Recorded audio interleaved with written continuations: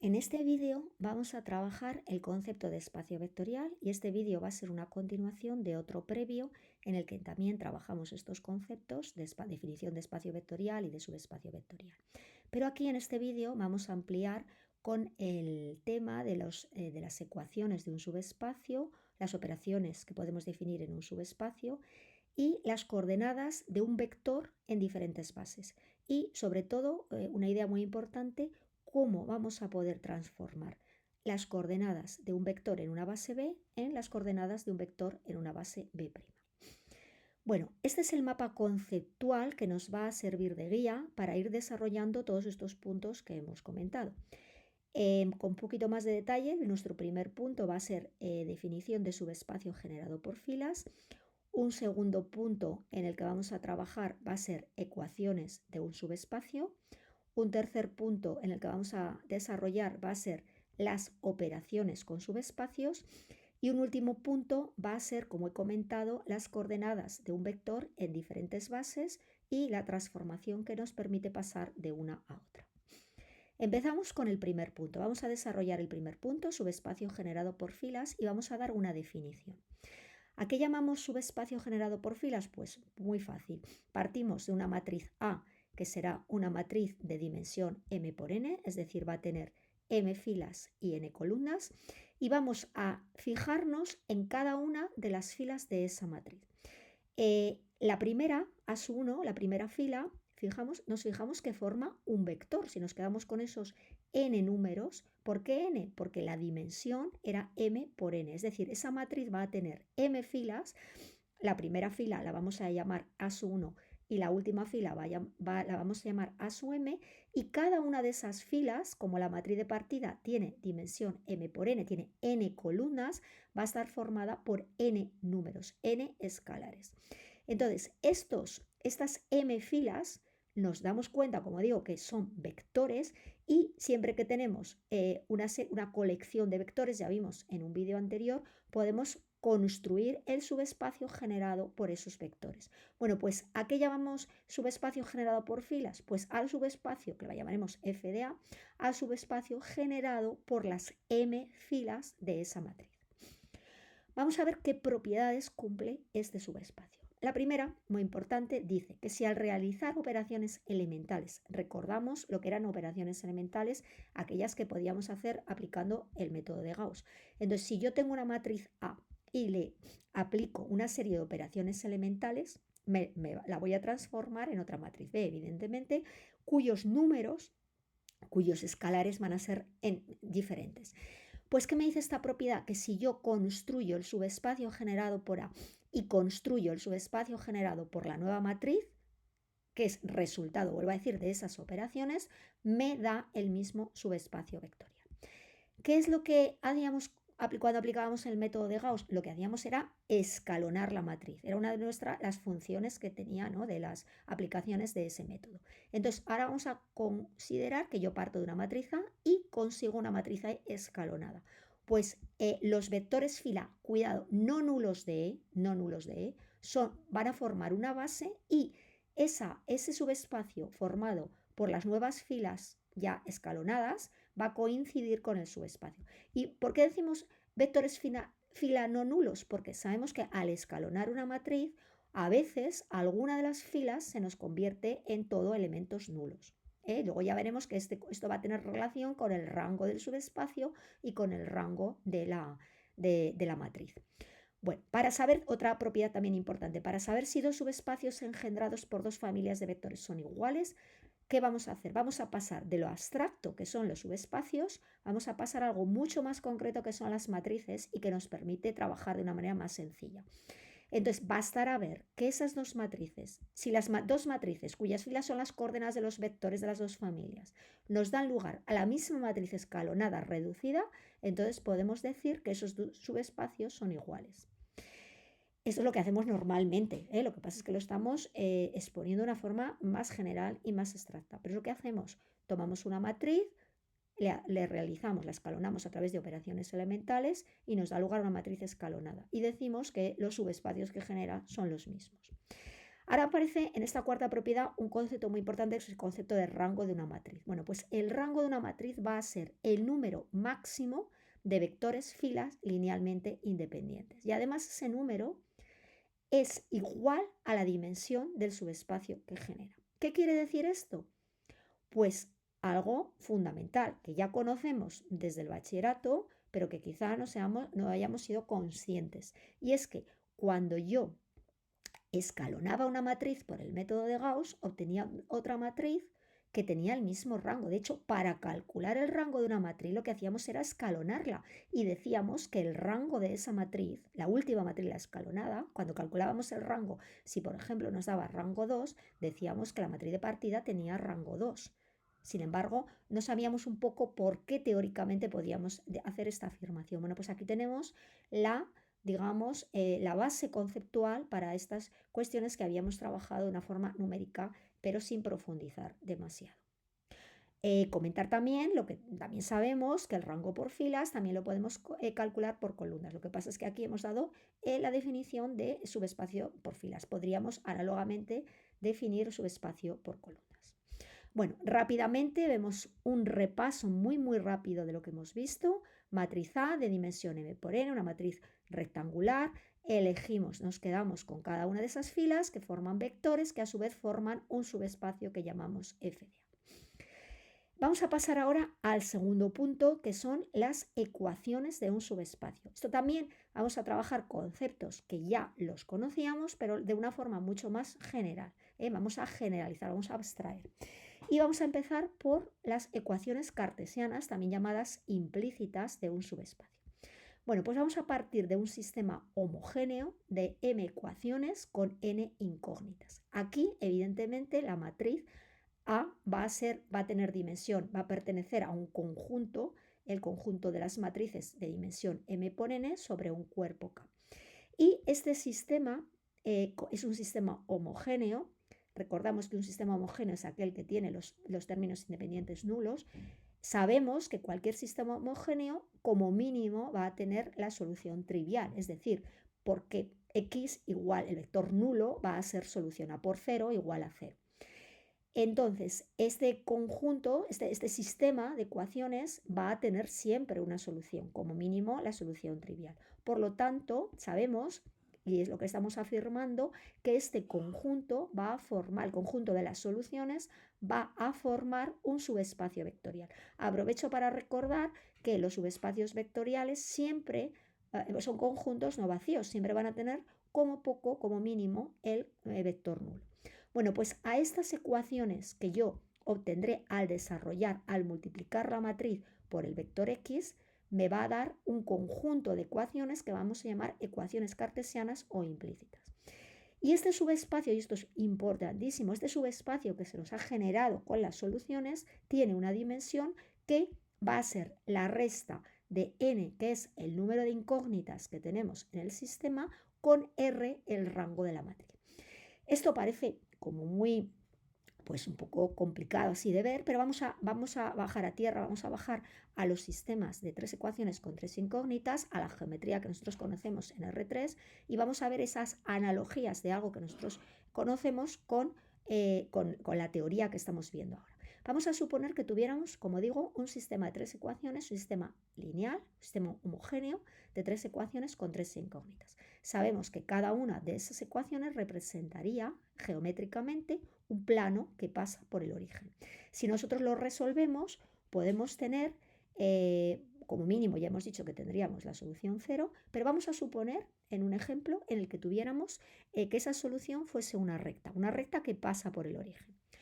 ¿Cuál sería la dimensión de una recta? Pues la dimensión del subespacio formado por la recta sabemos que tiene dimensión 1. ¿Y cuál sería n en este caso de un sistema formado por tres planos? Pues n sería el número de incógnitas, x y z, n valdría 3. ¿Y qué sería r? Pues r, si nosotros escalonamos esa matriz, sabemos que nos va a dar una matriz de rango 2. Esto lo conocemos ya desde el bachillerato.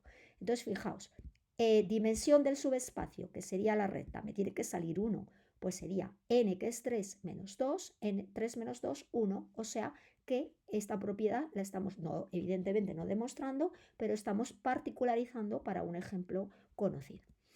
Vamos a pasar ahora al otro tipo de ecuaciones. Hemos visto las ecuaciones cartesianas, pues ahora vamos a definir las ecuaciones paramétricas. Nosotros también hemos trabajado desde el bachillerato con ecuaciones paramétricas, pero las vamos a ver en general y luego, si queréis, pues particularizamos un poquito a nuestro ejemplo particular de antes. Vamos a partir de un subespacio. Fijaos que dimensión m, nosotros partimos nuestro espacio vectorial, hemos dicho que tiene dimensión n, pero tenemos un subespacio vectorial de dimensión m menor o igual que n. Como W hemos visto que es un subespacio, admitirá una base formada por m vectores. Vamos a analizar un poco con detalle cuál sería la expresión de cada uno de estos vectores de la base. Vamos a fijarnos en el vector WI.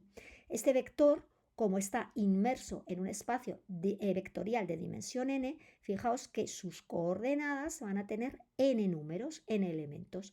Entonces, las primeras subíndices va a hacer referencia a las coordenadas de ese vector y el segundo va a hacer referencia al vector con el que estamos trabajando. Y entonces esto se va a cumplir desde 1 hasta m porque vuelvo a insistir que la dimensión del subespacio es m. Pero ahora vamos a tomar un vector cualquiera del subespacio, ¿vale? Fijaos que es un vector del subespacio, pero es un vector que está inmerso también en el espacio general. Por eso este vector x va a tener unas coordenadas referidas a una base de v, que al tener dimensión n va a tener n números, n escalares. Pero este vector, como pertenece al subespacio W, nada nos impide expresarlo en función de los vectores de la base. Entonces, el vector va a ser el mismo, pero su expresión va a ser diferente. Expresado en la base de V va a tener estas coordenadas, yo lo puedo igualar a la expresión en la base BW. Entonces, fijaos, esto sería lambda 1 por V1 más lambda m por Vm. Ahora, si desglosamos cada uno de los W sub i e igualamos, fijaos que ahora yo cogería la primera coordenada, va a estar formada por la suma de la primera coordenada más la primera coordenada más la primera coordenada. ¿Y eso qué me forma? Pues la primera ecuación paramétrica. Si hago lo mismo con las n coordenadas, tendría que sería x sub n será lambda 1 por a sub n1, que es la última coordenada de esta primera expresión, más lambda m por a sub nm. Entonces, fijaos que cogiendo primera con primera, con primera, segunda con segunda, con segunda, etc., obtenemos por definición las coordenadas, las ecuaciones paramétricas del subespacio W. Vamos a retornar a ese ejemplo que os había puesto muy sencillo de los tres planos que pasaban por el origen de coordenadas y que se cortaban en una recta.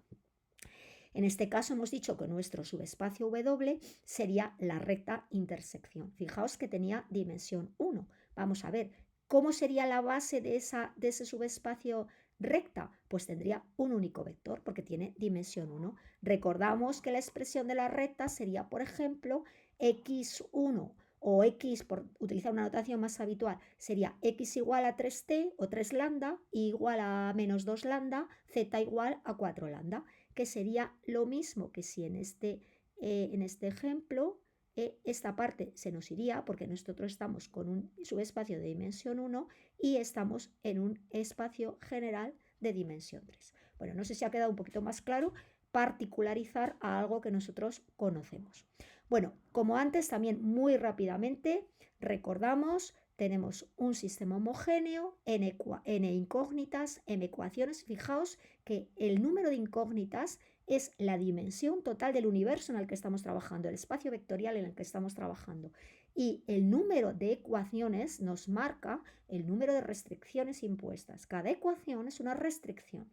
Entonces, la dimensión de las soluciones, del espacio solución, va a ser, como hemos visto, el grado de libertad total, el número de grados, porque si el espacio tiene dimensión 3, significa que yo tengo 3 grados de libertad, pero estas ecuaciones me van a restringir, la solución va a estar restringida. Si yo digo que la solución es una recta dentro del espacio vectorial, dentro del espacio R3, estoy diciendo que solo me puedo mover por los puntitos de la recta. Entonces eso es claramente una restricción. Y entonces, como hemos visto la fórmula anterior, tenemos que la dimensión será la resta entre el grado de libertad total y el número de restricciones independientes. Bueno, repasando también muy rápidamente la forma paramétrica, no insisto porque yo creo que esto está bastante claro, la forma sistema paramétrico. Entonces, a partir de una base obtenemos automáticamente en las ecuaciones paramétricas. Solo comentar una cuestión, y es que fijaos que si yo cambio de base, estoy insistiendo mucho que son las ecuaciones paramétricas de un subespacio, pero si yo cambio de base, aparentemente estos números evidentemente van a cambiar, porque estoy cambiando la base. Estos A sub i j, perdón, van a cambiar. Sin embargo, el subespacio va a ser el mismo. Bueno, también vemos de una manera un poquito más gráfica lo que son las ecuaciones cartesianas. Las restricciones están definidas desde fuera. Esto es interesante verlo. Y en el caso paramétrico las estoy definiendo por construcción, las estoy definiendo desde dentro. Fijaos que aquí las restricciones, las ecuaciones están desde dentro. ¿Qué significa desde dentro? Desde los elementos de la base. Lo que pasa es que en ocasiones nosotros no conocemos los elementos de esa base, por eso tenemos que escalonar la matriz, como ya sabemos, para poder construir, para poder definir, para poder tener los números concretos de las ecuaciones, los coeficientes de las ecuaciones paramétricas. Bueno, espero que haya quedado claro el punto 2. Vamos a pasar al punto 3, que serían las operaciones con subespacios. Los subespacios son elementos con los que podemos también definir una serie de operaciones. ¿Y cuáles son las operaciones que vamos a definir con los subespacios, con los conjuntos? Pues van a ser operaciones que podemos trabajar con conjuntos en general. La primera operación es la intersección. Entonces, la misma que sería la intersección de conjuntos, porque no olvidemos, vuelvo a decir, que los subespacios son conjuntos. Entonces, si tenemos dos subespacios vectoriales, ¿cómo definimos la intersección de subespacios? Pues de la manera natural. Será el conjunto, serán los elementos formados por V, los elementos V pertenecientes al espacio general, tales que pertenecen a la vez al conjunto U y a la vez al conjunto W. O sea, no hay nada raro, no hay nada complicado. Eso sí, vamos a ver cuáles serán las propiedades que va a verificar esos subespacios vectoriales, ese subespacio intersección. Lo primero, importantísimo, el subespacio intersección es un subespacio de V, y en general tendremos que cualquier intersección, o sea, cualquier intersección, no tenemos por qué tener dos, sino una intersección de varios subespacios va a dar siempre un subespacio vectorial. Acordaos que la intersección, como mínimo, va a ser un conjunto vacío, porque el 0 va a pertenecer a la intersección, va a pertenecer a todos los subespacios. Y si dos subespacios vectoriales U y W son subespacios de K elevado a n, las ecuaciones cartesianas de la intersección serán las ecuaciones resultantes de unir las ecuaciones de U y las ecuaciones de V. Esto es muy importante, porque uno de los ejercicios que nos propondrán en la facultad es que calculemos las ecuaciones cartesianas del subespacio intersección. Entonces es muy fácil, solo tenemos que unir las ecuaciones de un subespacio y las ecuaciones del otro. ¿Por qué? Porque recordemos, acabamos de decir que las ecuaciones van a ser restricciones, entonces son restricciones que tiene que cumplir tanto uno como el otro. Por lo tanto, si unimos las dos restricciones, pues tendremos las ecuaciones resultantes. Vamos a ver otra definición, que es suma de subespacio. Bueno, pues también es una definición muy sencilla, que serán aquellos vectores formados U más V, de forma que el primer sumando pertenece al primer subespacio y el segundo sumando pertenece al segundo subespacio. Y aquí, ¿qué propiedad tenemos?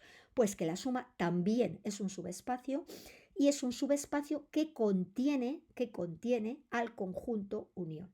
De hecho, es el menor subespacio vectorial que contiene a la unión. Es decir, si yo cojo la unión, que no es un subespacio, no tiene por qué ser un subespacio, si yo cojo la unión y calculo el subespacio generado por él, me va a dar la suma vectorial de U más V. Bueno, rápidamente repaso, intersección, ya sabemos lo que es la intersección, los que están a la vez en U y en V. Caso práctico, me dan un subespacio, me dan dos subespacios, me dicen que calcule una base de, el sistema resultante. Entonces, cogeré las ecuaciones de uno, cogeré las ecuaciones de otro, que ya hemos aprendido a calcularlas, y la unión de las dos, la suma de las dos, o sea, la unión del conjunto formado por unas ecuaciones y otras, me dará el sistema resultante. Suma de subespacios, pues vamos a verlo también gráficamente, pues es la suma, cogemos siempre un elemento que pertenezca al primero y otro elemento que pertenezca al segundo. Lo vemos gráficamente en R, aquí tendríamos un plano, sería en R3, pues tendríamos un vector U, un vector V, pues la suma de forma que cada uno pertenece a una de las partes. Y como hemos visto, genera un subespacio vectorial que contiene a la unión. La intersección, entonces, uniendo estos dos conceptos, intersección y suma, el menor subespacio que contiene ambos y la intersección sería lo que comparten ambos subespacios. Bueno, yo creo que pasamos porque yo creo que ha quedado claro. Y vamos a ver nuestro capítulo, nuestro punto 3. Vimos que íbamos a ver suma, intersección, suma, y ahora vamos a ver la tercera definición, que es suma directa de dos subespacios. Bueno, pues cuando una suma es cuando un subespacio es suma directa de dos subespacios U y V, pues cuando son suma y además la intersección solo es el elemento, el vector nulo. Vuelvo a repetir, sé que he insistido mucho, pero es importante que siempre, siempre el vector nulo va a pertenecer a un subespacio. Un subespacio, un conjunto que no tenga el vector nulo no puede ser subespacio. Entonces es como decir que tenemos la mínima intersección posible. Es suma de dos, pero con la mínima intersección. Fijaos que cuando yo sumo dos subespacios y tomo un elemento de U y un elemento de V, podría ocurrir que hubiera más intersección. Pero en este caso, cuando solamente sea el elemento, el vector nulo, será cuando tengamos suma directa.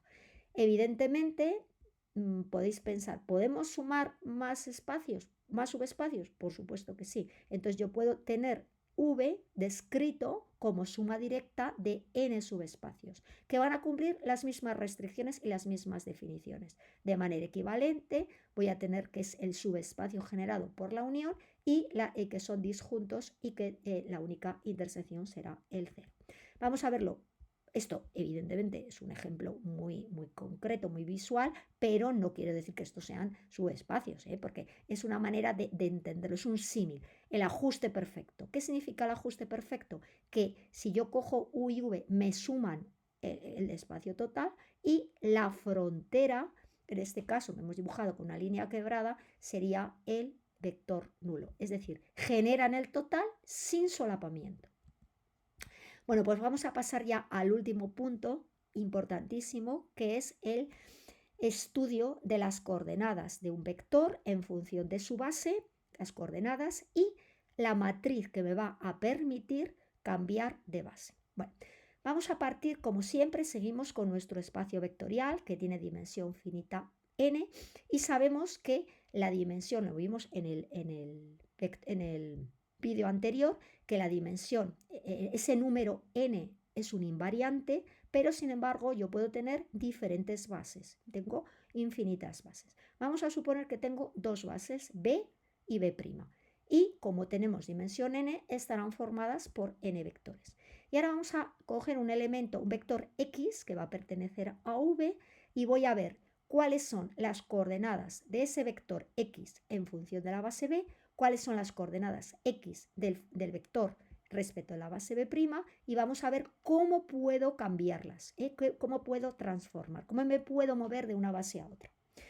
Bueno, vamos a empezar viendo que cada uno de los vectores de la base B', como B es una base, evidentemente, ¿qué era una base? Un sistema libre y generador. Al ser un sistema generador, cada uno de los vectores de la base B' lo voy a poder expresar en función de los vectores de la base B.